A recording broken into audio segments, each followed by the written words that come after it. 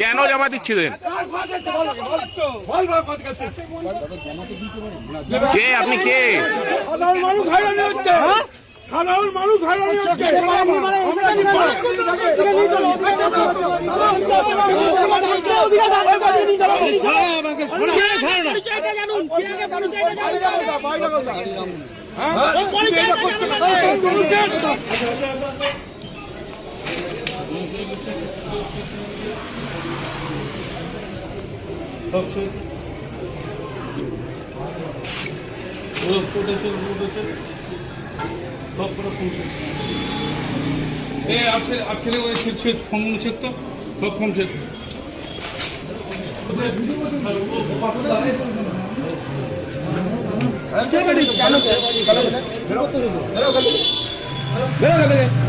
কি করতে এসেছিলেন দাদা এখানে? কোন আপনি কোনো দলের লোক? তাহলে ফর্ম 7 কাদের হয়ে দিচ্ছেন? কোন বুথের? কোন বুথের? কোন বুথের? আপনারা কি বিজেপি লোক?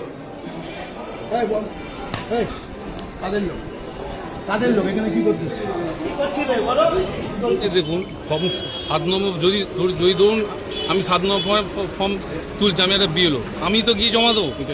2-4 জন লোক এত ফর্ম নিয়ে ওখানে ফিল আপ করে জমা দিচ্ছে, এটা হয় নাই কখনো। হ্যাঁ, আমি দায়িত্ব নিয়ে ছিঁড়ে ফেলে দিয়েছি। এটা কি কোনো কিছু মনে করছেন? কোনো ইচ্ছাকৃত হচ্ছে, মানুষের ইচ্ছাকৃত নাম বাদ দেওয়ার প্রচেষ্টা হচ্ছে বলে মনে হচ্ছে। বিজেপি আবার কে করছে? এখন বিজেপি দ্বিতীয়বার যদি আবার আসে আবার ছিড়বো।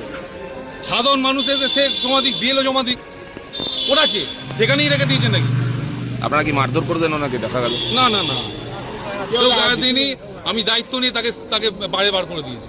তৃণমূল বলছে বিজেপি কেন জমা দেবে? এটা তো বিএলওরা জমা দেবে। বিএলএরা কেন জমা দেবে? আমি জানকে জিজ্ঞেস করুন কেন জমা দিচ্ছি আমরা। আপনারাও জমা দিন। আপনাদের যদি কারো সন্দেহ যখন আছে আপনারা নিয়ে এসে জমা দিন। কাগজগুলো ছেড়ে দিল এখানে, এটা তো সরকারি জিনিস। ওরা বলছে আপনারা ইচ্ছাকৃতভাবে নাম বাদ দেওয়াচ্ছে। আমরা ইচ্ছাকৃত দিচ্ছি, এটা সরকারি জিনিস। তো এটা তো ইলেকশন কমিশন থেকে ফর্মগুলো দিচ্ছে, আমরা বাড়িতে তৈরি করেছি ফর্মগুলো, ওখান থেকে তো এসেছে।